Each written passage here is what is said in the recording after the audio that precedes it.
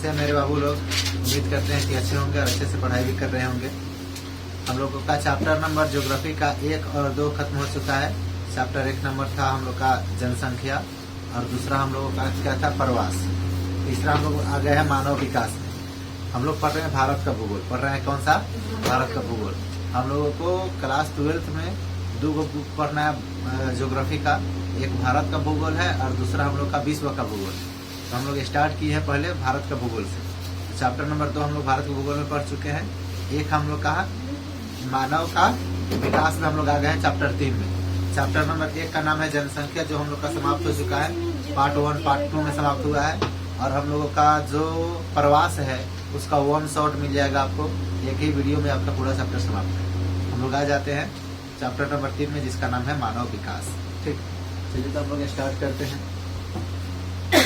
Chapter को। Office वाला table पर इधर वाला वर्ड देखिए, उसमें मतलब बदलेगा। देखिए, तो हम लोग स्टार्ट करते हैं। चैप्टर का नाम क्या है? मानव विकास। ठीक है,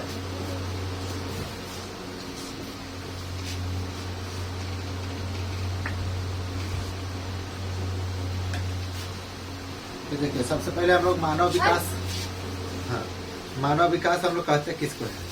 ठीक है, ध्यान से समझेंगे। इसका परिभाषा हम लोग पहले देखते हैं। इसका परिभाषा देखते हैं। ठीक,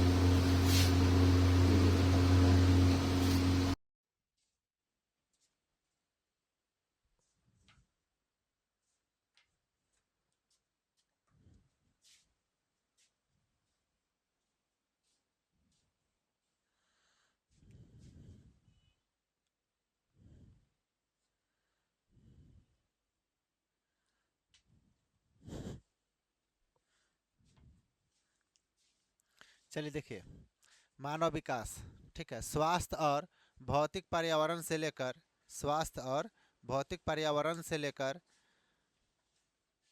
आर्थिक, सामाजिक और राजनीतिक स्वतंत्रता के सभी प्रकार के मानव विकल्पों को सम्मिलित करते हुए, यानी कि लोगों के, यानी कि विकल्प में विस्तार और उनके शिक्षा, स्वास्थ्य और सेवाओं तथा सशक्तिकरण के अवसरों में वृद्धि की प्रक्रिया को हम लोग मानव विकास कहते हैं। चलिए, इसका हम लोगों का परिभाषा तो सुन लिए, हम लोग इसको अब देखते हैं कि क्या क्या हम लोगों का होना चाहिए। ठीक है, तो सबसे पहले हम लोग देखते हैं मानव विकास। मानव, चैप्टर का नाम हम लोग का क्या है? मानव विकास। ठीक, मानव विकास, चैप्टर नंबर 3। ठीक, चलिए देखिए, तो हम लोग हेडलाइन बनाते हैं कि मानव विकास किसे कहते हैं? मानव विकास। ठीक, तो देखेंगे कि मानव विकास हम लोग किसे कहते हैं। तो सबसे पहले हम लोगों का जो स्वास्थ्य और भौतिक पर्यावरण से लेकर के, यानी कि जहाँ पर आप रह रहे हैं, ठीक है, वहाँ पर अगर स्वास्थ्य ठीक है, भौतिक पर्यावरण ठीक है, वहाँ का रहने का वातावरण ठीक है, ठीक, उसके बाद आपको बताते हैं कि वहाँ का वातावरण क्या है।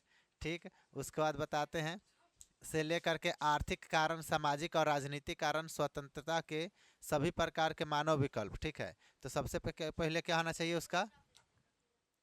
तो सबसे पहले उसका होना चाहिए कि उसका स्वास्थ्य ठीक होना चाहिए। वहाँ पर स्वास्थ्य, स्वास्थ्य और भौतिक कारण ठीक होना चाहिए। भौतिक, भौतिक क्या कारण? ठीक है, भौतिक कारण, यानी कि भौतिक कारण लिख दिए, भौतिक पर्यावरण लिखेंगे। भौतिक, स्वास्थ्य और भौतिक पर्यावरण, भौतिक पर्यावरण। ठीक, भौतिक पर्यावरण। ठीक, यह जहाँ पर ठीक है, यानी कि स्वास्थ्य की सुविधा ठीक है, भौतिक पर्यावरण, वहाँ का रहने का जो स्थान है, वहाँ का जो पर्यावरण है वह ठीक है, सामाजिक और राजनीतिक स्वतंत्रता है। ठीक है, समाज में सभी को स्वतंत्रता हो। ठीक है, यहाँ पर क्या लिखेंगे? सामाजिक, सामाजिक और राजनीतिक स्वतंत्रता, राजनीतिक स्वतंत्रता। ठीक है, समझेंगे। सामाजिक स्वतंत्रता क्या कि मतलब किसी भी चीज़ को लेकर के भेदभाव नहीं होना चाहिए। बड़े जाति का छोटे जाति में भेदभाव नहीं होना चाहिए, ऊंच नीच का भेदभाव नहीं होना चाहिए आपका। उसके बाद में आपको बताते हैं छुआछूत की भेदभाव नहीं होना चाहिए। राजनीतिक स्वतंत्रता का मतलब हो गया कि वहाँ पर चुनाव लड़ने का सबका अधिकार होना चाहिए, ठीक है। उसके बाद आपको बताते हैं कि वोट डालने का सबका अधिकार से होना चाहिए, अपना नेता चुनने का सबका अधिकार होना चाहिए।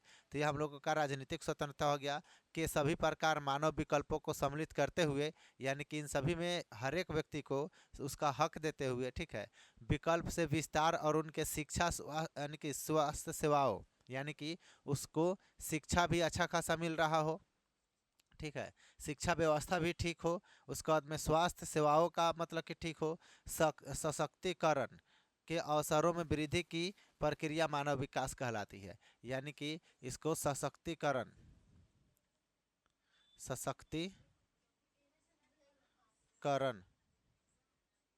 के विकास, सशक्तिकरण के विकास में भी क्या हो, मतलब कि उसमें वृद्धि हो, तो उसी को हम लोग क्या कहते हैं, उसी को हम लोग कहते हैं मानव विकास कहते हैं। क्या कहते हैं? मानव विकास। क्या हुआ?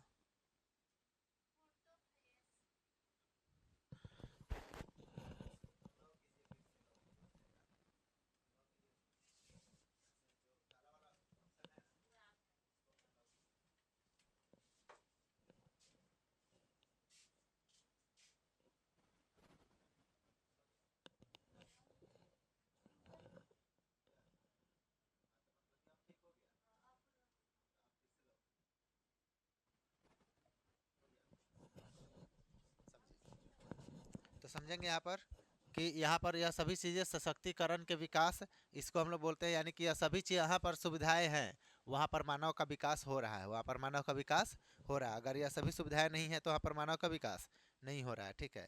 अब पढ़ेंगे हम लोग मानव विकास रिपोर्ट। मानव विकास रिपोर्ट, यह मानव विकास रिपोर्ट क्या होता है आपको बताते हैं, ध्यान सुनेंगे।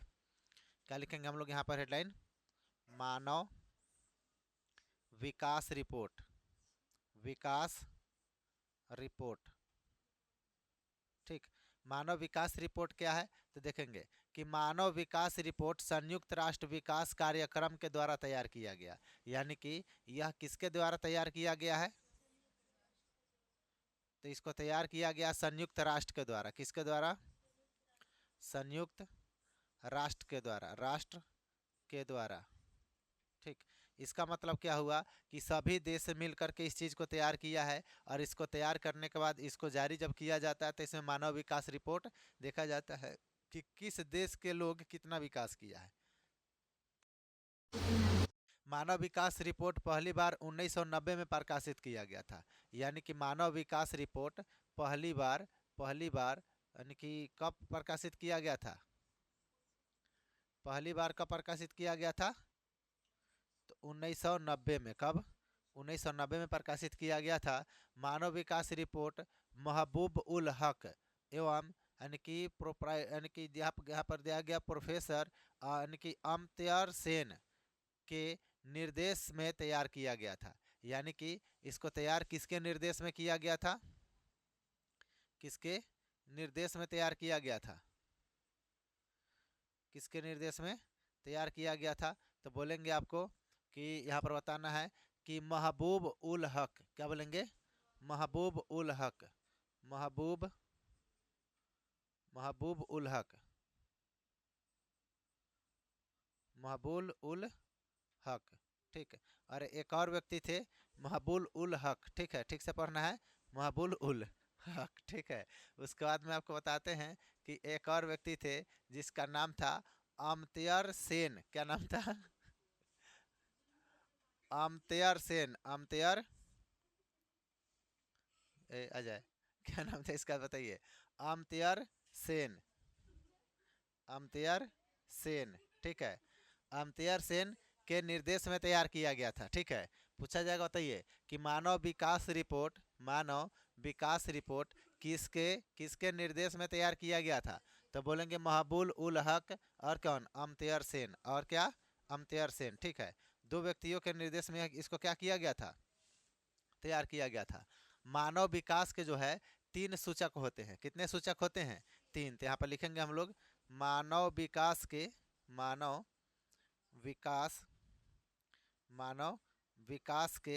विकास के 3 सूचक होते हैं। तीन सूचक होते हैं। ठीक, कौन कौन से सूचक होते हैं? तो सबसे पहले नंबर पर आते हैं, आपको बताते हैं कि जीवन प्रत्याशा। क्या है? जीवन प्रत्याशा। ठीक है। दूसरे नंबर पर आपको बताते हैं कि दूसरे नंबर पर आ जाता है आपका शिक्षा प्राप्ति। क्या है?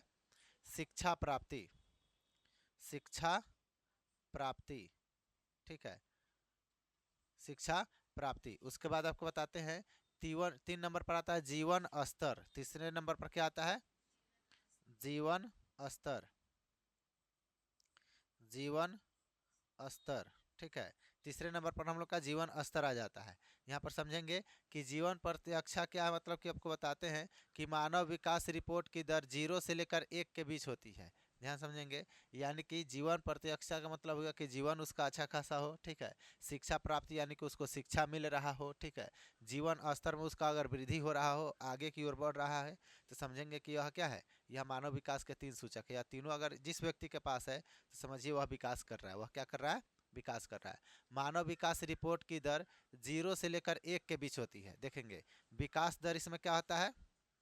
विकास दर क्या होता है? तो 0 से 1, 0 से कहाँ तक? सॉरी 0 से लेकर, हाँ ठीक है, 0 से 1 के बीच, 0 से 1 के बीच होती है। ठीक, उसके बाद आपको बताते हैं, पूछेगा, बताइए कि मानव विकास रिपोर्ट की दर कितना से कितना के बीच होती है? तो 0 से 1 के बीच होती है। 0 से 1 के बीच होती है। मानव विकास रिपोर्ट 188 देशों का तैयार किया गया था। यानी कि समझेंगे कि मानव विकास रिपोर्ट कितने देशों का? तो 188 देशों का तैयार किया गया था। क्या किया गया था? तैयार किया गया था। ठीक, कब किया गया था? तो आपको बताते हैं, यह किया गया था तैयार 2016 में। कब किया गया था? 2016 में। कितने देशों का? तो 188 देशों का मिलाकर के तैयार किया गया था। मानव विकास रिपोर्ट में भारत का स्थान 131वां था। कितना था? 131वां। देखिए इसमें भारत का स्थान क्या था, बताइए? भारत का स्थान कितना था? तो 131वां था। अब समझिए 288 गो देश में 131 नंबर पर था, यानी कि 130 नंबर पीछे। 130 गो देश हम लोगों के से विकास में आगे था। 130 गो देश हम लोगों से क्या था? विकास में आगे था। तो समझ सकते हैं कि हम लोगों का देश कितना विकास किया हुआ है कि नहीं? तो यहाँ पर देखिए, यहाँ नेता लोग जो होते हैं ना, नेता लोग, वह अपना सोचते हैं, देश के लिए नहीं सोचते हैं, है कि नहीं? तो देखिए भारत में जिस तरह से नेता लोगों का क्या है कि अगर नेता लोग देश के लिए सोचने लगे, देश की सेवा की भावना लेकर के अगर राजनीतिक में उतरे, तो देश विकास करेगा। और अपनी इनकम को लेकर के, अपनी मतलब कि फायदा को लेकर के अगर राजनीतिक में उतर रहा है, तो देश विकास नहीं करेगा। समझ पा रहे हैं? चलिए देखिए, तो यही है हम लोग का भारत में। देखेंगे मानव विकास रिपोर्ट में भारत का स्थान 131वां था। मानव विकास रिपोर्ट में भारत का मूल्य कितना था? तो समझाते हैं आपको, 0.6 यानी कि 624 था। यानी कि समझाते हैं आपको कि भारत का मूल्य क्या था। भारत का मूल्य की बात करें, किसका मूल्य? तो भारत का मूल्य तो आपको बताते हैं 0.624 था। किसका मूल्य? भारत का मूल्य। किसका मूल्य? भारत का मूल्य। समझिए, अब यहाँ पर दिया गया है मानव विकास रिपोर्ट में सबसे ऊपर नॉर्वे, और सबसे नीचे कौन था? तो नाइजर देश था। सबसे ऊपर कौन था? नॉर्वे। तो समझेंगे इस रिपोर्ट में ऊपर कौन था? ऊपर तो आपको बताते हैं नॉर्वे। कौन था? नॉर्वे। और सबसे नीचे कौन था? तो नाइजर। नॉर्वे जो था आपको बताते हैं 0.949 था। कितना था? नॉर्वे जो था कितना था? 0.949। ठीक, उसके बाद में और सबसे नीचे कौन था? नीचे की बात करें तो नीचे कौन था, बताइए? सबसे नीचे आपको था, सबसे ऊपर था नॉर्वे। सबसे ऊपर था कौन? नॉर्वे। और सबसे नीचे था आपका नाइजर। कौन था? नाइजर।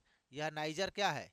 तो देश का नाम है नाइजर। ठीक, इसका इसका मतलब कि स्कोर कितना था इसमें देखा जाए तो 0.377, 0.377 इसका स्कोर था। यह दिख रहा है ना, लिखे हैं जो दिख रहा है। चलिए अब इसके आ जाते हैं, इसके ऊपर से हम लोग लिखते हैं फिर। ठीक, अब हम लोग आ जाते हैं कि भारत में मानव विकास की कम स्कोर स्थिति के लिए निम्नलिखित कारक जिम्मेदार है। यानी कि हम लोगों का जो भारत में इतना कम स्कोर जो था उसके लिए क्या क्या जिम्मेदार है, क्यों इतना कम है, उसके लिए हम लोग यहाँ पर बताते हैं। ध्यान से समझेंगे समझेंगे क्या लिखेंगे कि भारत में मानव विकास कम स्कोर स्थिति के लिए निम्नलिखित कारक है ना। यहाँ पर लिखेंगे,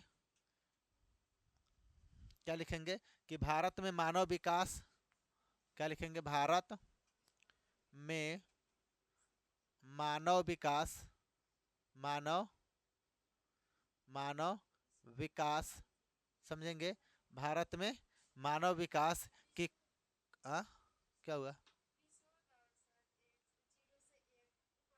यानी कि इन सभी देशों में इनका स्कोर जो देखा गया था तो इस तरह से था। विकास दर 0 से 1 था, यानी कि 1 से 20 के मतलब कि 1 से 2 के बीच था। किसका विकास, मतलब कि आपको बताते हैं मानव विकास के मतलब की दर में सभी देशों की तुलना में हम लोग का 0 से 1 के बीच में रह गए हैं। देखिए यहाँ से भारत जो था, भारत का स्थान कितना है, 138वां है, और मूल्य कितना है तो 0.6 से 24, 6 से 24 नहीं बोलेंगे, 624। क्या 1 से कम नहीं है, 1 से कम नहीं है, 0 से ज़्यादा है और 1 से क्या है, कम है। समझ में आ गया। चल देखिए उसके बाद आपको बताते हैं कि भारत में मानव विकास की कम स्कोर, मानव विकास की कम स्कोर, कम स्कोर, ठीक है, समझेंगे, कम स्कोर, कम स्कोर स्थिति के लिए, स्थिति स्थिति के लिए कारण, क्या लिखेंगे हम लोग, क्या लिखेंगे, कारक जिम्मेदार, कारक कारक कारक हम लोग लिख लेते हैं। कौन कौन से कारक जिम्मेदार था, कारक जिम्मेदार था। ठीक है, तो कौन कौन से कारक जिम्मेदार था आपको बताते हैं। तो सबसे पहले हम लोग आते हैं ऐतिहासिक कारण। कौन सा कारण, ऐतिहासिक कारक। कौन सा कारक, ऐतिहासिक, ऐतिहासिक कारक। ठीक, तो सबसे पहला क्या था, ऐतिहासिक कारक, यानी कि इतिहास में लोग अच्छे ढंग से अगर विकास किए होते, मतलब कि मान के चलिए कि जब यह मतलब कि रिपोर्ट कार्ड निकाला गया था उसके पीछे अगर अच्छे ढंग से भारत का विकास हुआ रहता तो हम लोग का देश उतना पीछे नहीं होता, आगे होता है कि नहीं। तो ऐतिहासिक कारण भी हो सकता है कि बीते हुए समय में लोग अच्छे से मतलब कि भारत का विकास नहीं हो पाया। सामाजिक एवं सांस्कृतिक कारक, सामाजिक एवं क्या, सामाजिक, सामाजिक एवं सांस्कृतिक कारक, सांस्कृतिक कारक, ठीक है, यानी कि हम लोग का जो हो सकता है कि समाज में भी हो तो समाज का भी विकास नहीं हुआ। जब तक समाज का विकास नहीं होगा तब तक मतलब कि आगे के ऊपर का विकास नहीं हो पाएगा। मतलब अगले मतलब कि जैसे कि समाज का विकास होगा तो एक मतलब कि पंचायत का विकास होगा, पंचायत का विकास होगा तो एक हम लोग का राज्य का विकास होगा, राज्य का विकास होगा तो फिर हम लोग का धीरे धीरे इस तरह से पूरा देश का विकास होगा, है कि नहीं। चलिए देखिए उसके बाद आपको बताते हैं राजनीतिक कारक। कौन चीज़, राजनीतिक, राजनीतिक कारक देखेंगे। तो राजनीतिक कारक भी इसमें होते हैं। जैसे कि देखेंगे चुनाव जब आएगा, चुनाव जब आएगा तो लोग आपस में लड़ना झगड़ना शुरू कर देते हैं कि वो हमारे जाति का नेता, हम उसको वोट देंगे, वो हमारे जाति का है उसको हम वोट देंगे, है कि नहीं। लोग आपस में लड़ लेते हैं और नेता को कोई मतलब ही नहीं होता है कि तुम लड़ो, अपना माथा फोड़ो, दवाई करवाओ, है कि नहीं, उससे हमको कोई मतलब नहीं है कि नहीं। लेकिन लेकिन क्या है कि अगर वही हम लोग क्या करें, अपने जातीयता को लेकर के नहीं लड़ करके एक अच्छे इंसान को हम लोग अपना नेता चुनेंगे तो हमारे लिए काम करेगा, वो हमारे लिए क्या करेगा, काम करेगा। और यहाँ पर नेता लोगों को देखा जाता है कि उसके पास हैसियत कितना, अगर खूब पैसा वाला है, ठीक है, तो उसको लोग जिताता है। अगर कोई गरीब व्यक्ति, अगर जिसको नॉलेज है इस फील्ड के बारे में, अगर वह उतर गया इसमें नेतागिरी में, तो लोग उसको वोट नहीं देता है। वह बोलेगा कि उसके पास अपना क्या है, उसके पास तो अपने खुद नहीं है तो वो क्या विकास करेगा। अरे तो विकास उसको थोड़ी करना है, सरकार से उसको मतलब कि फंड छीन करके ला करके विकास करना है। तो उसके पास नॉलेज अगर वह कर रहा है तो उसको वोट देना चाहिए, उसको सपोर्ट करना चाहिए, चाहे जाति कोई भी हो, ठीक है, जात के नाम पर कभी भी वोट नहीं देना चाहिए। ठीक है, चलिए देखिए ऐतिहासिक कारक समझते हैं कि ऐतिहासिक कारक हम लोग फिर से बताते हैं क्या क्या होता है। इसमें उपनिवेशवाद, साम्राज्यवाद और नव साम्राज्यवाद शामिल है। इसमें कौन कौन? उपनिवेशवाद, साम्राज्यवाद और नव साम्राज्यवाद। इसमें कितने शामिल है? 3 कोई कारक शामिल है। ठीक है, एक में बताते हैं आपको ऐतिहासिक कारक में। किसमें? ऐतिहासिक कारक। ठीक है, ऐतिहासिक कारक में कौन कौन शामिल है आपको बताते हैं। तो उपनिवेशवाद, कौन? उपनिवेशवाद, उपनिवेशवाद। ठीक है, उसके बाद आपको बताते हैं उपनिवेशवाद। साम्राज्यवाद, कौन सा? साम्राज्यवाद, साम्राज्यवाद। ठीक है, उसके बाद आपको बताते हैं एक चीज और कि इसमें नौ साम्राज्यवाद। कौन सा? नौ साम्राज्यवाद इसमें क्या है? तो शामिल है। ठीक, दूसरे नंबर पर आ जाते हैं हम लोग का सामाजिक एवं सांस्कृतिक कारक है। सामाजिक एवं क्या है? सांस्कृतिक कारक। तो इसमें क्या क्या है आपको बताते हैं। ठीक, चलिए ध्यान देंगे। आज ही हम लोग का सामाजिक कारक में, किसमें? सामाजिक एवं सांस्कृतिक कारक। ठीक, दूसरे नंबर में क्या है हम लोग का? सामाजिक एवं सांस्कृतिक कारक। सांस्कृतिक कारक, हेलो, क्या यहाँ पर? सामाजिक एवं सांस्कृतिक कारक। तो इसमें क्या था कि जिसमें मानव अधिकारों का उल्लंघन, नस्ल, धर्म, लिंग, जाति आधारित भेदभाव, यानी कि अपराधियों की सामाजिक समस्या, अल्पसंख्यक और युद्ध जैसे सामाजिक भेदभाव, यानी कि बहुत सारे इसमें चीज़ें शामिल हैं। अगर मान के चलिए कि अगर समाज का विकास कब तक नहीं हो सकता है, अगर मान के चलिए कि जिस समाज में मानव अधिकार का उल्लंघन हो रहा हो। किसका उल्लंघन हो रहा हो? कि मानव अधिकार का उल्लंघन। जैसे कि आपको बताते हैं कि समाज में सबको शिक्षा पाने का अधिकार है। समाज में सबको शिक्षा पाने का अधिकार है, और किसी को अगर दबाया जा रहा है, किसी जाति को नहीं, तुमको नहीं पढ़ रहा है, तो सामाजिक का नियम है, उसका अधिकार है, उसका उल्लंघन हो रहा है। उसका अधिकार का क्या हो रहा है? उल्लंघन हो रहा है। जैसे कि छोटे जाति को पहले कुएं पर पानी नहीं भरने दिया जाता था, तो उसके अधिकार का क्या हो रहा है? उल्लंघन हो रहा है। अच्छा देखिए, लोग क्या होता था, ध्यान समझिएगा कि पहले के ज़माने में मतलब कि होता था, जब समय छुआछूत अपने चरमोत्कर्ष पर था, तो उस समय अगर क्या होता था कि अगर कोई बड़ा जाति के व्यक्ति है, उसको अगर कोई छोटा जाति के व्यक्ति उसको छू दिया तो वह अपवित्र हो जाता था। समझा ना? क्या हो जाता था? अपवित्र हो जाता था। तो आप हम कह रहे हैं कि अगर किसी छोटे जाति के व्यक्ति के छूने से अगर आप अपवित्र हो जा रहे हैं, तो आप बड़े जाति के व्यक्ति हैं, तो आप उसको छूकर उसको पवित्र कर दीजिए। समझे कि नहीं? आप उसको छूकर क्या कर दीजिए? पवित्र कर दीजिए। हमारा कहने का मतलब इसका मतलब यह है कि छोटे जाति के पास पावर ज़्यादा है। छोटे जाति के पास पावर क्या है? ज़्यादा है। वह आपको छू करके अपवित्र कर सकता है, लेकिन आप उसको छूकर पवित्र नहीं कर सकते हैं। समझे कि नहीं? तो छोटे जाति के पास पावर क्या था? ज़्यादा था। ठीक है, तो यही है, मानव अधिकार का उल्लंघन नहीं करना चाहिए। ठीक है, उसके बाद में आपको बताते हैं कि किसी को नस्ल के ऊपर, कौन चीज़ के ऊपर? नस्ल को लेकर के उसमें मतलब कि झगड़ा नहीं होना चाहिए।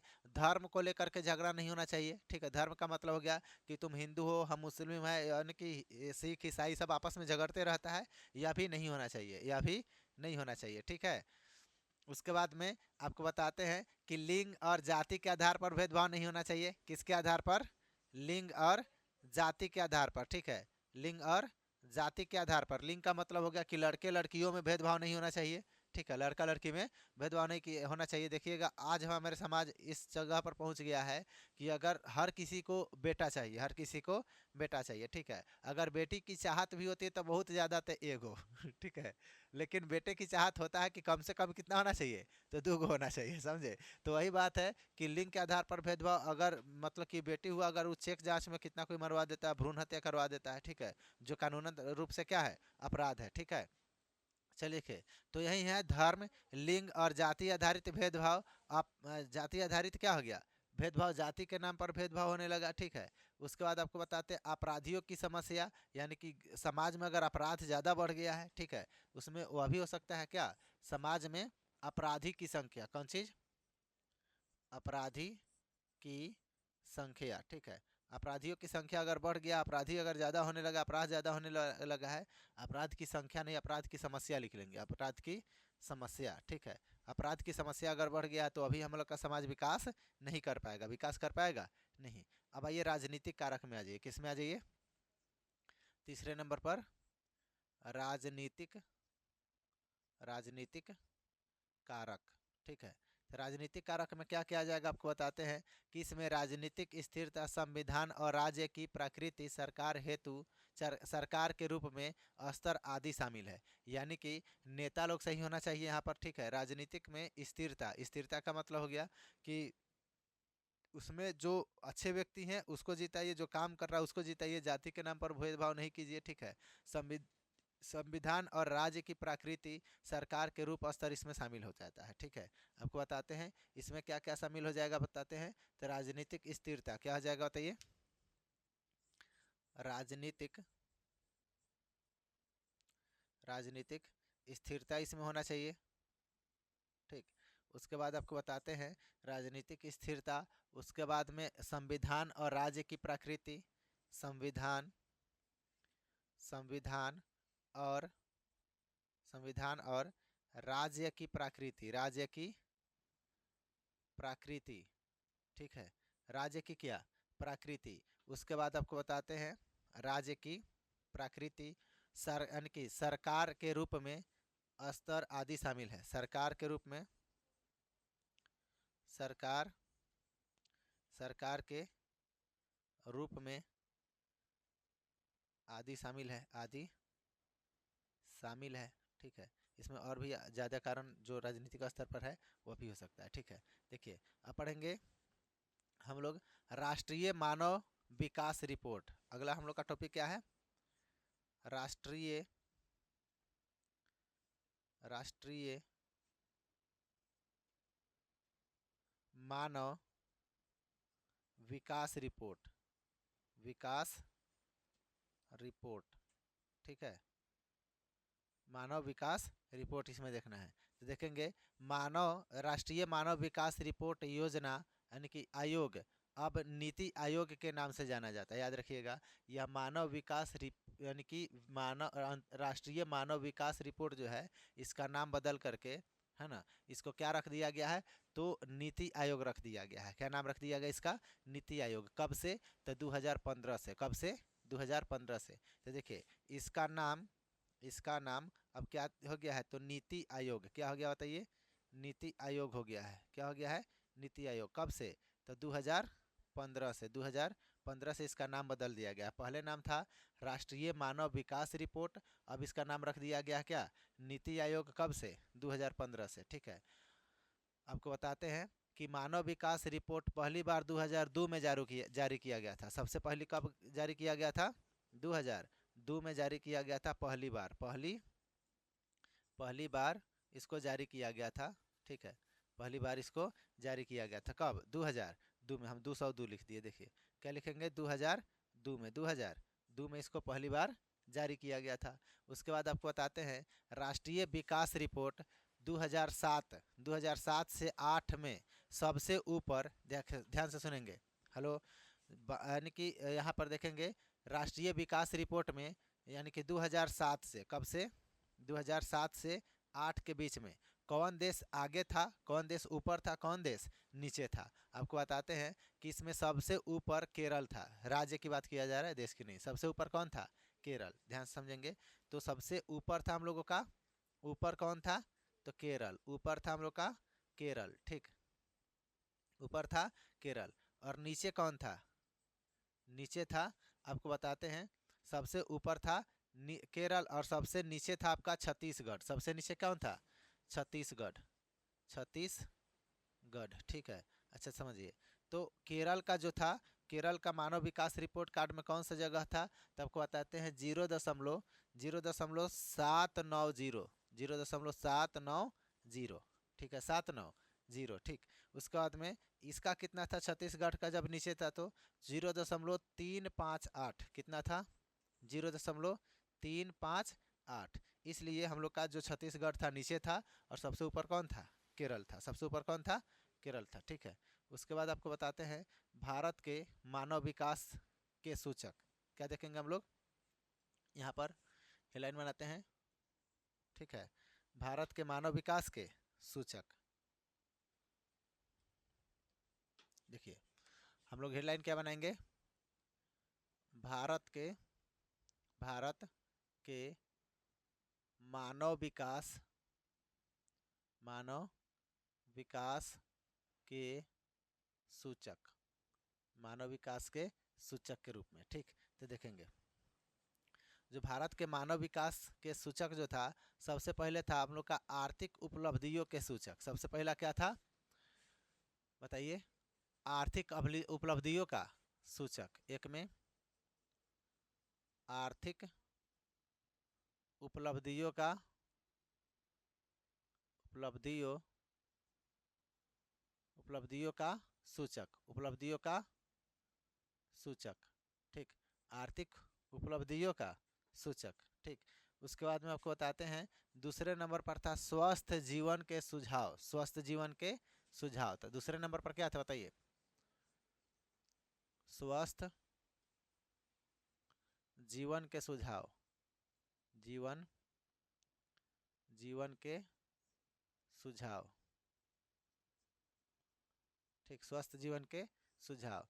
चौथे नंबर पर आपको बताते हैं कि चौथे नंबर पर था, सॉरी तीसरे नंबर पर ना, 2 नंबर पर, यह क्या आ जाएगा तीसरे नंबर।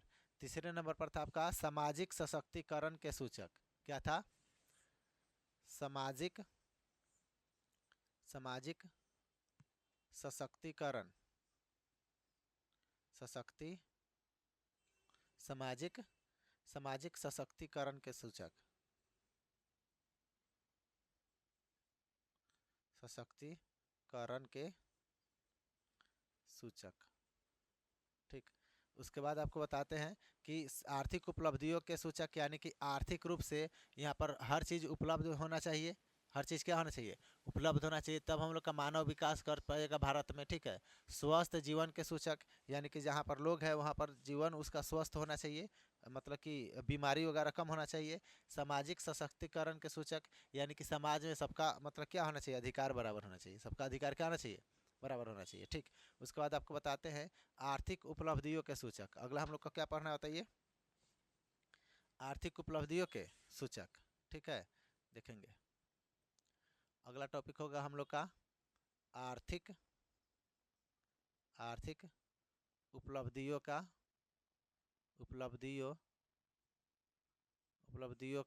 सूचक। ठीक है, आर्थिक उपलब्धियों का सूचक, ध्यान से समझेंगे।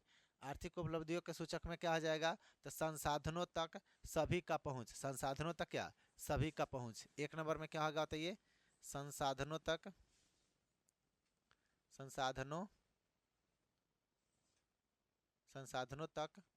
सभी का पहुंच, यानी कि जो भी जीवन जीने के लिए संसाधन है, जो भी जीवन जीने के लिए संसाधन है, वहाँ तक सभी का पहुंच होना चाहिए। सभी का पहुंच का मतलब कि जो भी संसाधन इंसान को चाहिए, जैसे कि राशन हो गया, खाने पीने की चीज़ हो गया, जल हो गया, पानी हो गया पीने वाला, है ना, तो पीने हो गया, पानी हो गया। जैसे कि अभी देखिए गांव में हम लोगों का नल जल योजना चला है। क्या चला है, नल जल योजना।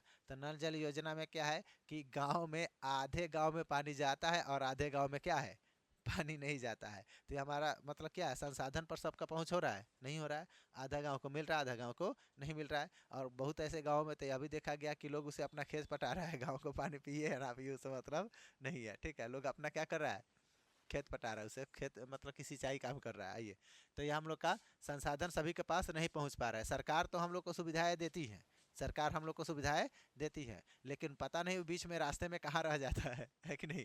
हम लोगों तक पहुँचे तब ना, हम लोगों तक पहुँचता है, नहीं पहुँचता है। ठीक है, अब पढ़ेंगे सकल घरेलू उत्पाद। क्या पढ़ेंगे बताइए, सकल घरेलू उत्पाद, समझेंगे। सकल घरेलू उत्पाद, ठीक है, सकल घरेलू उत्पाद, यानी किसी को हम लोग बोलते हैं जीडीपी। क्या बोलते हैं, जीडीपी। ठीक है, अच्छा समझिए, सकल घरेलू उत्पाद का मतलब हो गया कि हम लोग अपने घर में जो चीज़ें बनाते हैं घर में कुछ ना कुछ निर्माण करते हैं ना, तो उसको हम लोग सकल घरेलू उत्पाद कहते हैं। जैसे कि छोटा मोटा कोई रोजगार हो गया, जैसे कि छोटा मोटा कोई बिजनेस हो गया, ठीक है, तो उसको हम लोग क्या बोलते हैं, सकल घरेलू उत्पाद बोलेंगे, ठीक है। सकल घरेलू उत्पाद का मतलब समझिए, सीधी सी बात, कि अपने देश के अंदर जो भी बिजनेस हो रहा है तो उसको सकल घरेलू उत्पाद बोलेंगे, ठीक है। समझ में आ गया। चलिए लिखे, अब हम पढ़ेंगे प्रति व्यक्ति आय और उपभोक्ता व्यय। प्रति व्यक्ति आय यानी कि यहाँ पर देखा जाएगा प्रति व्यक्ति आय, प्रति व्यक्ति आय, ठीक है, प्रति व्यक्ति आय और उपभोक्ता व्यय और उपभोक्ता व्यय, ठीक है। समझेंगे कि प्रति व्यक्ति आय यानी कि इनकम अच्छा खासा है, और व्यय व्यय भी अगर अच्छा खासा हो रहा है तो समझेंगे कि वह क्या है, यह आर्थिक उपलब्धियों के हिसाब से ठीक है। सार्वजनिक परिवहन क्या पढ़ेंगे हम लोग, सार्वजनिक सार्वजनिक जनिक परिवहन, ठीक। सार्वजनिक परिवहन का मतलब हो गया कि आने जाने के लिए सुविधा ठीक है, आने जाने के लिए सुविधा ठीक है। मान के चलिए कि अगर यहाँ से हम लोगों को मुजफ्फरपुर जाना हो, यहाँ से क्या जाना हो, मुजफ्फरपुर, यहाँ से हम लोगों को तो सबसे पहले स्टेशन जाना होगा, सबसे पहले क्या जाना होगा, स्टेशन। तो स्टेशन जाने के लिए अगर हम लोगों के पास अपनी सुविधा नहीं है, तो रोड पर अगर ऑटो वगैरह चल रहा है तो वह सुविधा अच्छा है कि वहाँ से आदमी ऑटो पकड़ेगा और क्या कर जाएगा, वहाँ तक पहुँच जाएगा। वहाँ से हम लोग ट्रेन पकड़ करके वहाँ तक चले जाएंगे, है कि नहीं। तो यार सार्वजनिक सुविधा हम लोग का यह सभी के लिए है, यह क्या है, सभी के लिए है। अगर मान के चलिए हमारे पास निजी सवारी नहीं है तो किसी न किसी सवारी के माध्यम से तो जाएंगे, है कि नहीं। तो हम लोग का क्या हो गया, सार्वजनिक परिवहन की सुविधा हो गया, ठीक है। उसके बाद आपको बताते हैं यानी कि शुद्ध हवा क्या होना चाहिए, शुद्ध हवा, ठीक। शुद्ध हवा का मतलब कि ऑक्सीजन क्या होना चाहिए, अच्छा होना चाहिए, ऑक्सीजन वहाँ पर अवेलेबल होना चाहिए। पीने के पानी की पहुँच, पीने की पानी का पहुँच, ठीक है, पीने की पानी का पहुँच। अब समझिए, अब ये तो बताए हैं कि पानी हम लोग का नल जल सरकार तो दिया है ना, नल जल सरकार दिया है, लेकिन वह जिसके ज़मीन में है उसका है, हम लोगों का नहीं है कि नहीं।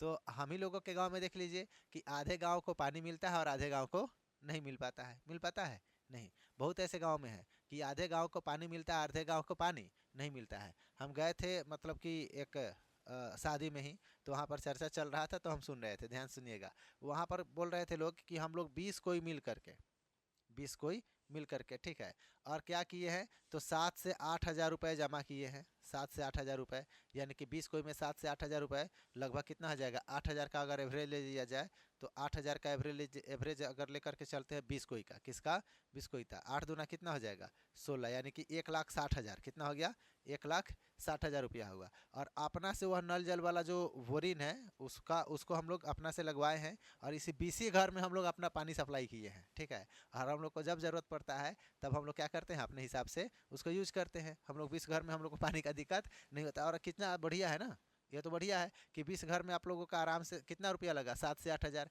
एक नॉर्मल सा कल हलाने जाइएगा तो कम से कम 10 12 हज़ार रुपये खर्च हो जाता है कि नहीं। और पानी भी उतना अच्छा खासा नहीं मिल पाता, उसको सूखने का डर रहेगा, पानी उसमें देगा नहीं। और यह 7 से 8 हज़ार रुपये खर्च करके आराम से 20 घर का आराम से खर्चा चल रहा है पानी का, है कि नहीं, कितना अच्छा है। तो इस तरह से मतलब कि वहाँ पर हम सुनने को मिला, बहुत अच्छा लगा, है कि नहीं। और यह नल जल जो सरकार दिया है वह आधे लोगों को पानी मिलता है और आधे लोगों को नहीं मिलता है, ठीक है। एक जगह तो हम सुने कि मतलब कि आधे गांव में पानी नहीं जाता है, अगर उसको बनवा करके ठीक करके उसको चलाया जाता है तो उधर वाले जिधर पानी न पहुँचता है उधर वाले आकर के उसका पाइप काट देता है, ठीक है, उसका टंकी फोड़ देता है कि हम लोगों को पानी नहीं मिलता है तो तुम सब क्या पिएगा, मतलब ऐसा ऐसा गाँव में देखने को मिलता है, समस्या है कि नहीं। चल देखिए, तो पानी का भी पहुँच होना चाहिए, पीने का पानी का पहुंच होना चाहिए, ठीक है। भारत में 2011-12 में यानी कि 21.92% लोग गरीबी रेखा से नीचे है। कितने रेखा से, रेखा से नीचे है, गरीबी रेखा से नीचे है। कितने लोग आपको बताते हैं भारत में कब, किसके अनुसार, तो 2011-12 के अनुसार, 2011-12 के अनुसार आपको बताते हैं। 11-12 में 21.92%, 92% जो लोग हैं, ठीक है, 92% लोग क्या है, तो गरीबी रेखा के नीचे हैं, गरीबी गरीबी रेखा के नीचे हैं, ठीक है, गरीबी रेखा के नीचे हैं। तो देखिए गरीबी, गरीब हम लोग किसको कहते हैं, गरीब किसको कहते हैं? देखिए, तो अगर तीन चीज़ें आपके पास है, रोटी कपड़ा और मकान, रोटी कपड़ा और मकान, अगर खाने के लिए भोजन ठीक है, पहनने के लिए कपड़े अवेलेबल हैं और रहने के लिए अच्छा खासा घर है, तो आप गरीब नहीं हैं। उसके नीचे जो है उसको गरीब कहा जाता है, उसको क्या कहा जाता है? गरीब कहा जाता है, ठीक है। तो वही बात है कि आपको बताया जा रहा है कि गरीबी रेखा के नीचे है इतने लोग। अब उसके बाद में नगरीय क्षेत्रों में, नगरीय क्षेत्रों में, यानी कि नगरीय क्षेत्रों का मतलब हो गया कि शहर में, कहाँ? नगरीय क्षेत्र, नगरीय क्षेत्र में जो है आपको बता रहे हैं कि 13.7% जनसंख्या गरीब था। कितना था? 13.7% लोग क्या थे? गरीब थे। क्या थे? गरीब, ठीक। और गांव की बात बताया जाए तो इसको हम लोग बोलते हैं ग्रामीण क्षेत्र। क्या बोलेंगे? ग्रामीण क्षेत्र। तो ग्रामीण क्षेत्र में अगर देखा जाए तो कितना लोग गरीब था? तो आपको बताते हैं 25.7% लोग, 25.7% लोग क्या थे? तो गरीब थे। यानी कि शहर के अपेक्षा गांव में लोग ज़्यादा गरीब होते हैं, शहर के अपेक्षा गांव में लोग क्या होते हैं? ज़्यादा गरीब होते हैं। गरीब किसको कहते हैं? जो व्यक्ति अपने न्यूनतम आवश्यकता को पूर्ति नहीं कर सकता है उसको हम लोग गरीब कहेंगे।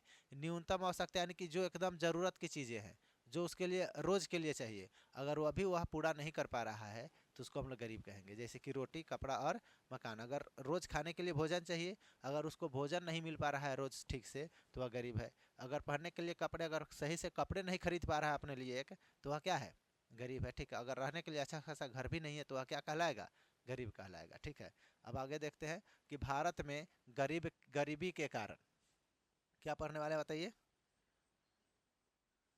भारत में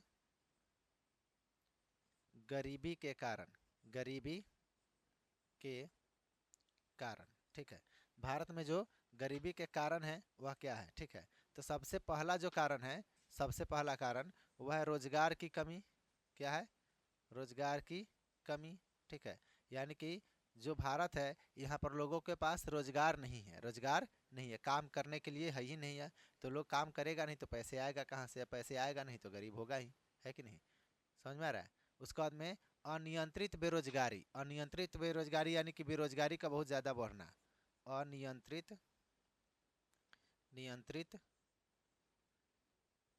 बेरोजगारी, बेरोजगारी, ठीक है। यानी कि बेरोजगारी को नियंत्रण में नहीं किया जा पा रहा है, ठीक है। स्वास्थ्य जीवन के सूचक, अब हम लोग पढ़ेंगे यहाँ से क्या? स्वास्थ्य जीवन के सूचक के बारे में, ठीक। इसके और भी बहुत सारे कारण हो सकता है, ठीक है, गरीबी का, ठीक है। चलिए हम लोग स्वास्थ्य जीवन के सूचक क्या क्या है आपको देखते हैं। तो स्वास्थ्य जीवन के सूचक के लिए हम लोग का तो अब स्पेस नहीं है, आप लोग इसको नोट कर लीजिए और आप लोग फिर हम लोग इसके आगे इसको स्टॉप, मतलब कि स्टार्ट करते हैं। स्टॉप कर दीजिए।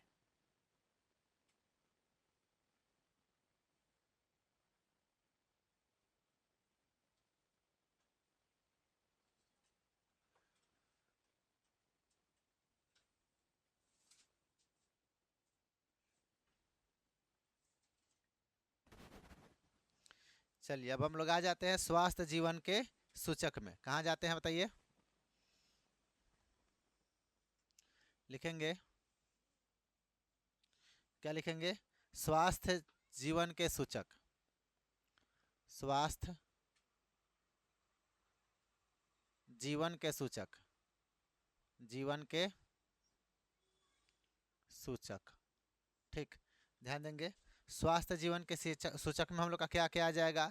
रोग और पीड़ा से मुक्त जीवन, यानी कि बीमारी से और दर्द से, यानी कि बीमारी से समझिए तो मुक्त जीवन होना चाहिए, ठीक है। यहाँ पर लिखेंगे रोग और पीड़ा से, रोग और पीड़ा से मुक्त जीवन, मुक्त जीवन, ठीक।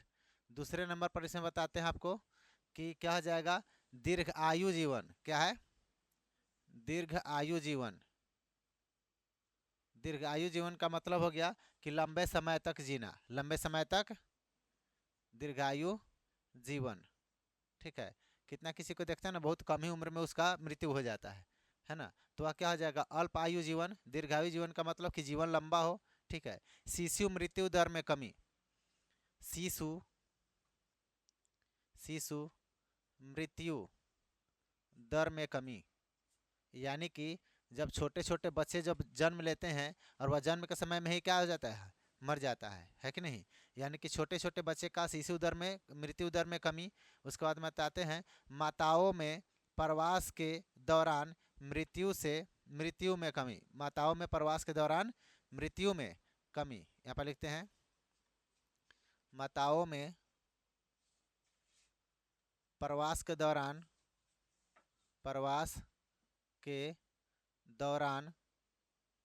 मृत्यु में कमी, मृत्यु में कमी, ठीक है।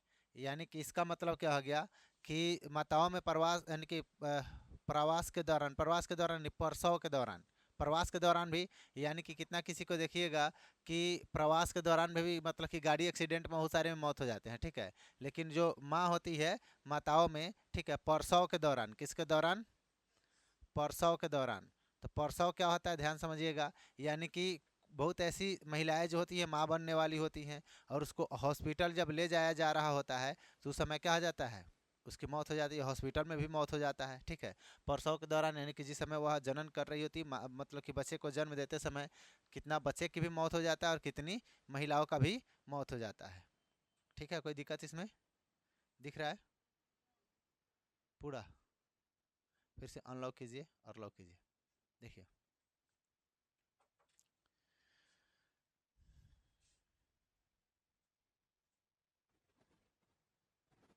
हो गया। हाँ, चलिए देखिए अब हम लोग पढ़ेंगे क्या, चलिए देखिए अब हम लोग पढ़ेंगे मतलब कि स्वास्थ्य सुविधाओं में वृद्धि। क्या पढ़ेंगे हम लोग बताइए? स्वास्थ्य सुविधाओं में वृद्धि, सुविधाओं में वृद्धि, ठीक है। स्वास्थ्य सुविधाओं में वृद्धि यानी कि जो भी स्वास्थ्य होता है उसमें मतलब कि जो दवाइयाँ वगैरह होता है, ठीक है, स्वास्थ्य सुविधा यानी कि बीमारी वगैरह कम होने लगे तो भी इंसान ज़्यादा लंबे समय तक जिंदा रहेगा, है कि नहीं। उसके बाद आप बात बताते हैं कि पर्याप्त पोषण और सुरक्षा, पर्याप्त पोषण और सुरक्षा। यहाँ पर देखेंगे पर्याप्त पोषण और सुरक्षा, ठीक है, पर्याप्त पोषण और सुरक्षा, इसमें भी हम लोगों को ध्यान देना चाहिए, ठीक है। 1951 में मृत्यु दर कितना था, 25.1% था, लेकिन 2015 में घटकर वह 6.5% हो गया। तो इसका मतलब कि स्वास्थ्य में कहीं ना कहीं सुधार हुआ, स्वास्थ्य में कहीं ना कहीं सुधार हुआ, तब जाकर के मृत्यु दर में क्या हो गया, कमी, है ना। तो 1991, यहाँ पर देखेंगे 1991 नहीं 51, 1951 में मृत्यु दर कितना था, 1951 में मृत्यु दर कितना था, तो 25.1% था। कितना था, 25.1%। और यानी कि इतना था, ठीक है, इतना था जो 2015 में घट कर कितना हो गया, तो आपको बताते हैं, तो 6.5% हो गया। कितना हो गया बताइए, 6.5% हो गया। यानी कि हम लोगों का, यानी कि इस समय 2051 के आसपास में लोग ज़्यादा बीमार होते थे, ज़्यादा लोग मरते थे, लेकिन यहाँ मतलब कि बढ़ करके कितना हो गया बताइए, घट करके कितना हो गया, तो 6.5% में आ गया, ठीक है। शिशु मृत्यु दर यानी कि देखा जाए तो 1951 में 148 प्रति हज़ार में था, यानी कि समझेंगे कि शिशु मृत्यु दर कब, 1951 में कितना था, तो आपको बताते हैं 148 प्रति हज़ार था। क्या था, 148 प्रति हज़ार। इसका मतलब हो गया कि 1000 अगर बच्चे जन्म लेता था तो उसमें से 148 को मर जाता था, 148 को क्या हो जाता था, मर जाता था, ठीक है। जो 2015 जो था यानी कि इतना था, और जो 2015 में घट करके यह कितना हो गया था, 37 प्रति हज़ार हो गया। जो 2015 में 37 प्रति हज़ार हो गया। इसका मतलब हो गया कि जो 1000 बच्चा मतलब कि हो गया, ठीक है, 1000 बच्चा जन्म लेता था, ठीक है, तो उसमें क्या था कि 148 को मर जाता था। लेकिन कब? 1951 में। लेकिन 2015 में यह 37 को हो गया, यानी कि 1000 बच्चा जन्म लेता था तो उसमें से 37 को मर जाता था। तो इसमें भी काफ़ी सुधार हुआ, इसमें भी क्या हुआ, काफ़ी हद तक सुधार हुआ। ठीक, उसके बाद आपको बताते हैं कि देखिए 1951 में पुरुष जीवन प्रत्याशा दर 37.1 वर्ष था। आपको बताते हैं कि 1951 में पुरुष का जीवन, किसका जीवन? पुरुष का जीवन जो होता था कितना होता था? तो 37.1 वर्ष। कितना होता था? 37.1 वर्ष, यानी कि इतना वर्ष में लोग मर जाता था। जो आपको बताते हैं कि 2015 में, यह 2015 में 2015 में कितना हो गया? तो 2015 में यह घट करके आपको बताते हैं कि 70 वर्ष हो गया। कितना हो गया? 70 वर्ष। 70 वर्ष। तो इसमें भी काफ़ी ज़्यादा सुधार हुआ। इसमें भी क्या हो गया?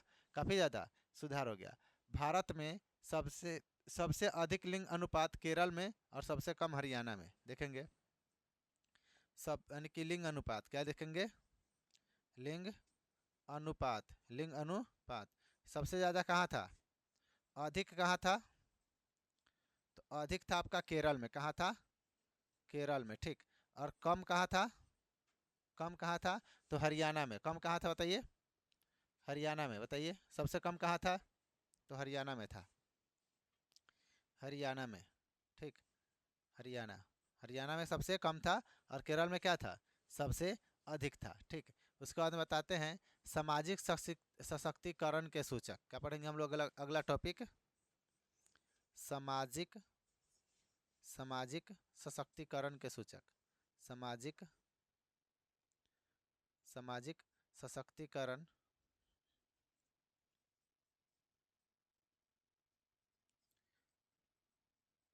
सशक्तिकरण के सूचक, ठीक है, सशक्तिकरण के सूचक। तो इसमें क्या क्या आपको बताते हैं? तो इसमें हम लोग का सामाजिक सशक्तिकरण के सूचक में आपका आ जाएगा कि जैसे भूख, क्या हो जाएगा आपको बताते हैं? भूख। कितना व्यक्ति का जो था भूख से मौत हो गया? कौन चीज़ से मौत हो गया?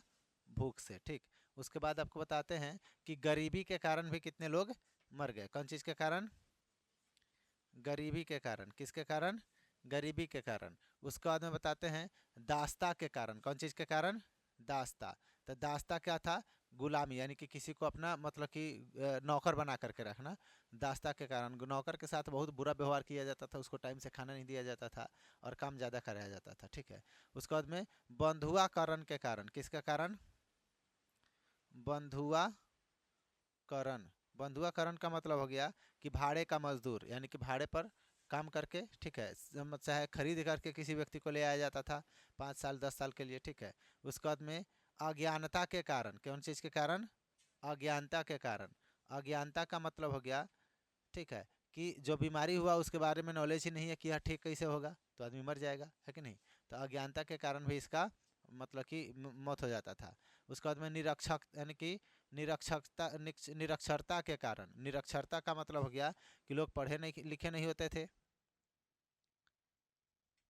कौन चीज़ नहीं होते थे? लोग पढ़े लिखे नहीं होते थे, ठीक है। निरक्षरता, निरक्षरता के कारण भी लोग मर गए, ठीक है। और मतलब कि लोग विकास भी नहीं कर पाए, मर भी गए कितने लोग, ठीक है। अब उसके बाद में बताते हैं कि अपने हक के लिए नहीं लड़ पा रहा था और किसी अन्य प्रकार की प्रबलता से मुक्ति मानव विकास की यानी कि कुंजी है। भारत का कुल यानी कि साक्षरता दर, यानी कि समझेंगे इसमें और भी ज़्यादा कारण हो जाएगा। यहाँ पर आपको बताते हैं कि भारत का कुल साक्षरता दर, साक्षरता दर कितना है? तो आपको बता दें तो भारत का कुल साक्षरता दर है 74.4%। 74.4% लोग जो थे वह शिक्षित थे। क्या थे? शिक्षित थे, ठीक है। किसके अनुसार? तो 2011 के जनगणना के अनुसार। 2011 के जनगणना के अनुसार, ठीक। उसके बाद में भारत में महिलाओं की जो साक्षरता दर था 2011 के अनुसार अगर देखा जाए तो यह किसका था? इसमें आपको बताते हैं, इधर आ जाइए। महिलाओं का, किसका? महिलाओं महिलाओं का साक्षरता दर, महिलाओं का साक्षरता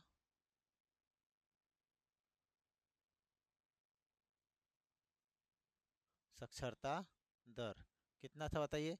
तो महिलाओं का जो साक्षरता दर था आपको बताते हैं 65.46%। कितना था? 65.46% साक्षरता दर था महिलाओं का। ठीक है, उसके बाद में बताते हैं कि भारत में सबसे अधिक साक्षरता दर किसमें था? तो केरल में। यानी कि यहाँ पर आ जाइए, भारत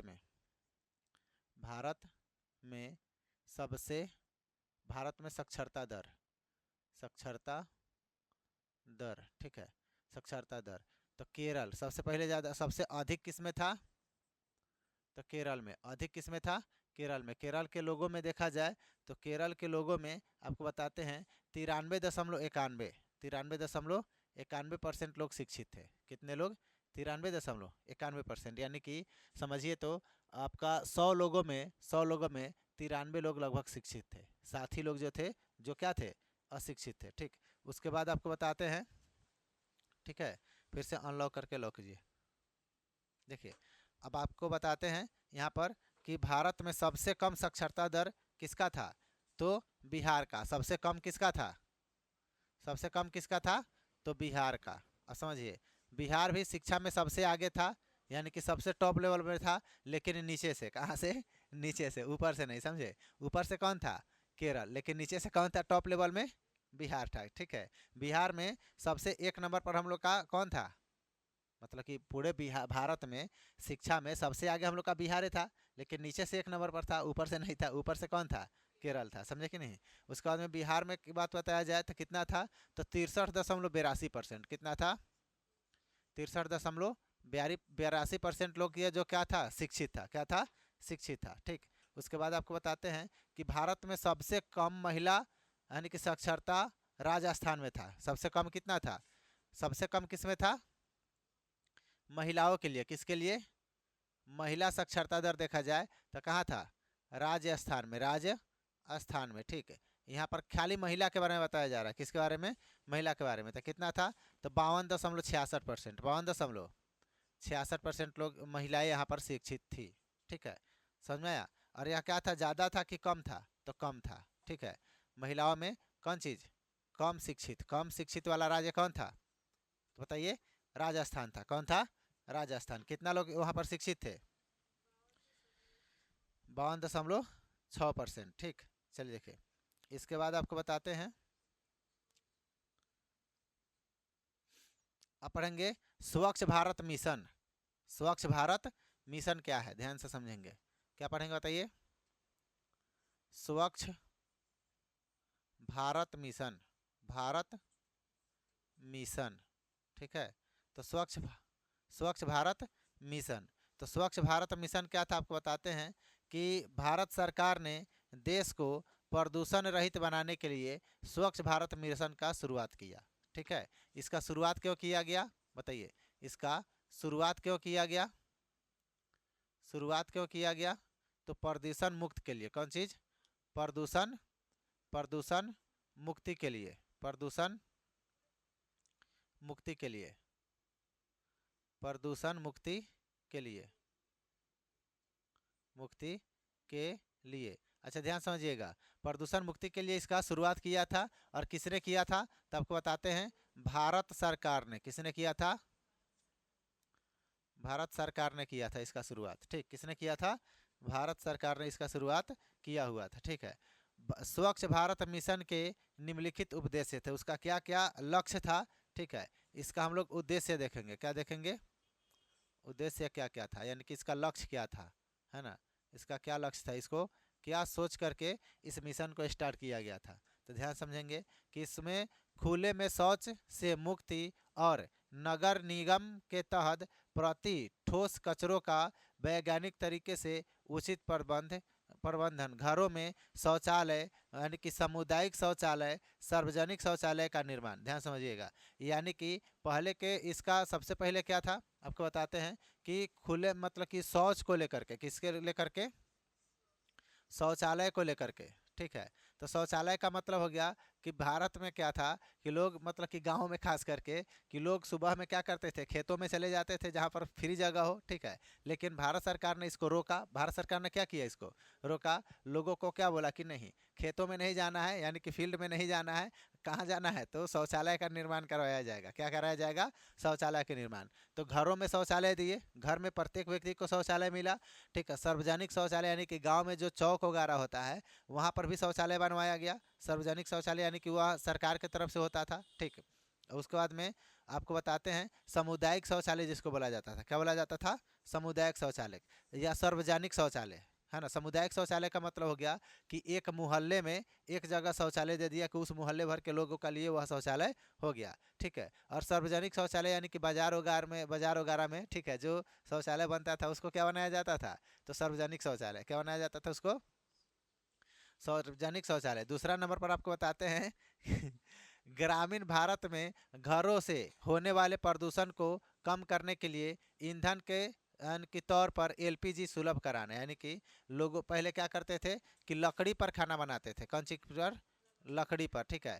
तो इसको हम लोग बोलते हैं ईंधन। क्या बोलेंगे इसको, ईंधन। तो इसको इनको क्या दिया गया, एलपीजी गैस। क्या दिया गया, एलपीजी गैस की सुविधा दिया गया कि हम लोग का क्या होगा, प्रदूषण में कमी आएगा, प्रदूषण में कमी आएगा। और यहाँ पर आपको शौचालय के साथ साथ कचरा के लिए भी यहाँ पर व्यवस्था किया गया था। सभी को मिला था, बाल्टी मिला हुआ था कि उसमें आप कचरा इकट्ठा करेंगे और गांव में मतलब कि गाड़ी वाला आएगा, ठीक है। गाड़ी वाला को कचरा दे देना, वहाँ पर उसको कहीं सही जगह पर ले जा करके उसको क्या कर देगा, साइड कर दिया जाएगा। और उस गाड़ी वाला खूब सुंदर गाना बजाता था, है कि नहीं, गाड़ी वाला आया घर से कचरा निकाल, है कि नहीं। अब मतलब कि वह इसलिए बजाया जाता था कि लोगों को पता चल जाए कि गाड़ी आ गया है, कचरे वाला, है ना। और अपने घर से कचरा ले जाकर उसमें क्या कर दीजिए, डाल दीजिए। अच्छा देखिए, गाड़ी वाला आया घर से कचरा निकाला। हम लोग मतलब कि गांव में देखिएगा बच्चे लोग चिल्लाता था कि कचरा वाला आ गया, कचरा वाला आ गया। अच्छा सोच कर देखिए, क्या वह कचरा वाला था, नहीं। कचरा वाला हम लोग थे, है ना। कचरा वाले कौन थे, हम लोग थे। वह कचरा को ले जाने वाला था, साफ करने वाला था वो, है कि नहीं। चल देखिए, आपको बताते हैं कि ग्रामीण में के घरों में होने वाले प्रदूषण को कम करने के लिए क्या मिला, एलपीजी। क्या मिला, एलपीजी। पहले लोग ईंधन के लिए लकड़ी का यूज करते थे, जलावन का यूज करते थे। अभी भी गाँव में बहुत ज़्यादा अभी अभी भी है, अभी भी है, ज़्यादा नहीं है। मतलब कि दोनों होता है, मतलब कि अभी भी गांव में यह चीज़ें देखने को मिलता है। क्यों, क्योंकि गैस का रेट अभी इतना ना महंगा है, गांव के लोगों के लिए वही महंगा है। समझे कि नहीं, क्या। हाँ सुनिए, 1000 रुपया के आसपास में लगभग गैस का मतलब कि एक सिलेंडर का दाम है। तो गांव में 1000 रुपया लोगों के पास, मतलब कि समझिए तो बहुत ज़्यादा है। बहुत ऐसे घर है जो एलपीजी गैस का सिलेंडर नहीं खरीद पाते हैं। समझ में आ रहा है। चलिए देखिए, जल से होने वाले रोगों की रोकथाम के लिए प्रत्येक घर में पीने लायक जल की व्यवस्था करना। यानी कि इसमें क्या था, जल प्रबंधन क्या जाएगा, जल प्रबंधन भी कराए, ठीक है। जल प्रबंधन का मतलब हो गया कि घर में नल जल का उपयोग किया गया। कि होता है कि लोगों के पास जो वो होता था ना, हैंडपंप, कल जिसको बोलते हैं गांव में, है ना। और उसमें से जो पानी निकलता था, बहुत ऐसे लोग सक्षम नहीं थे जो अपना कल लगा पाए, है ना। कौन सा कल,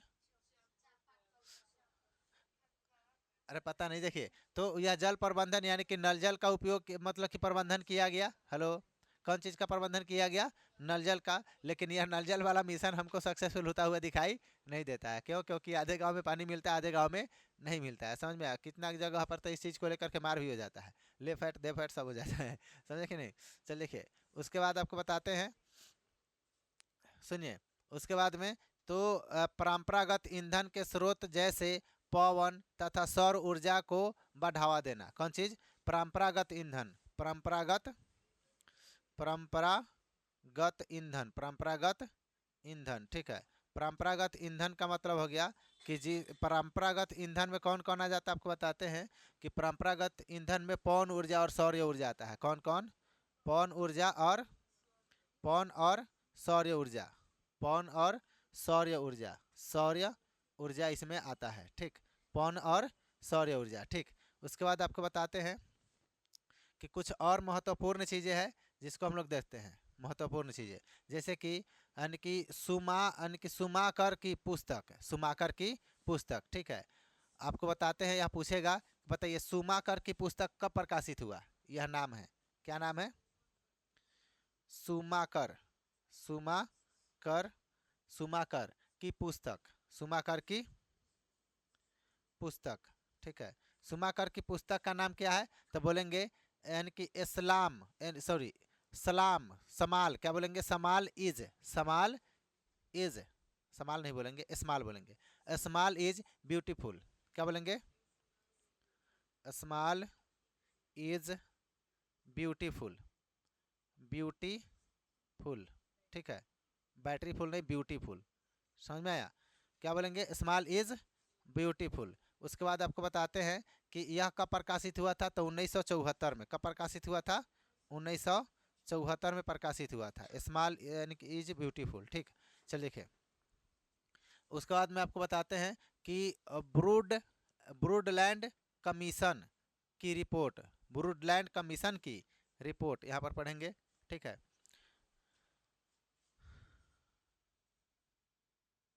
ब्रूडलैंड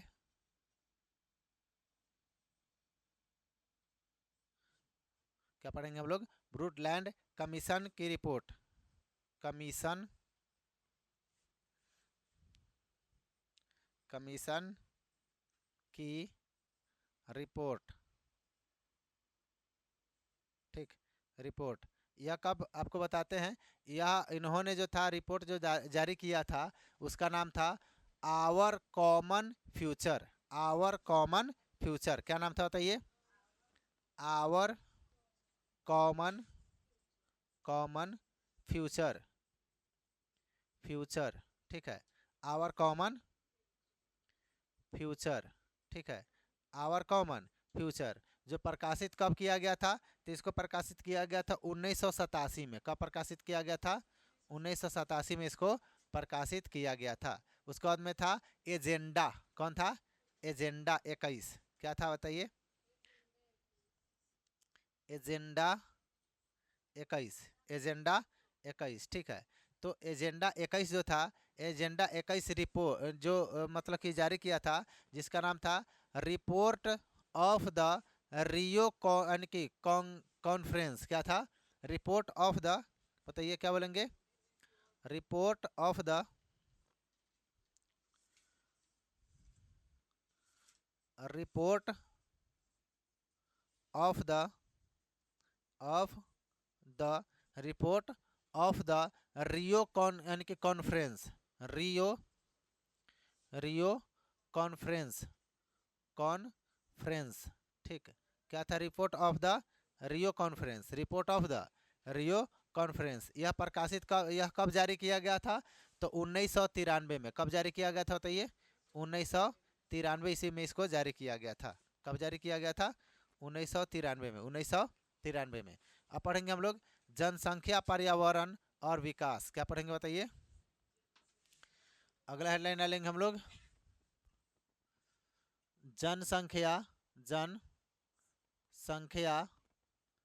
पर्यावरण, पर्यावरण विकास, जनसंख्या, पर्यावरण विकास। देखेंगे कि विकास ने मानव जीवन की गुणवत्ता में अनेक महत्वपूर्ण सुधार किए। यानी कि इसने क्या किया, इसके बारे में बस पढ़ना है, समझना है। समझिए कि विकास जो था मानव के जीवन में, मानव के जीवन में गुणवत्ता में बहुत महत्वपूर्ण सुधार किया।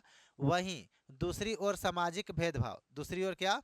सामाजिक भेदभाव, प्रादेशिक असमानता, पर्यावरणीय निम्नीकरण को बढ़ावा दिया, पर्यावरणीय निम्नीकरण को बढ़ावा दिया है, ठीक है। यानी कि उसके बाद में माथल्स ने मानव जनसंख्या की तुलना में संसाधनों की उपलब्धता को महत्वपूर्ण माना है। मानव जन यानी कि संसाधन की तुलना में उपलब्धता को क्या माना है? महत्वपूर्ण माना है। यानी कि माल्थ वासियों ने संसाधनों के सामाजिक वितरण को महत्वपूर्ण माना। इनका मानना है कि यानी कि खुश व शांत सामाजिक जीवन के लिए जनसंख्या व संसाधनों के बीच उचित संतुलन जरूरी है। यानी कि समझेंगे कि खुश और शांत सामाजिक वातावरण के लिए जन संसाधन अगर ठीक है तो सब कुछ ठीक है, ठीक है। उसके बाद में दिया गया है कि 1993 में मानव विकास रिपोर्ट में लोगों के बढ़ते शक्ति यानी कि सशक्तिकरण पर बल दिया गया। शांति व मानव विकास यानी कि लाने में नागरिक व समाज की यानी कि सकारात्मक भूमिका को भी स्वीकार किया गया। यानी कि कौन चीज़ को लाने में?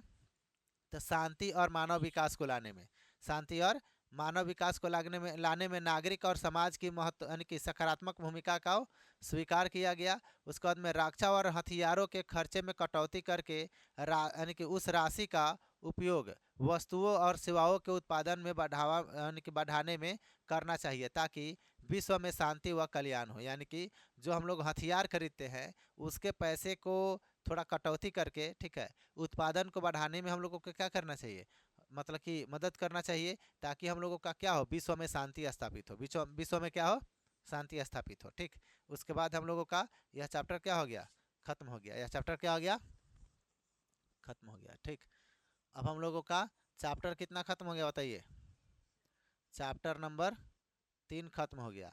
हम लोग स्टार्ट करेंगे कल चैप्टर नंबर 4।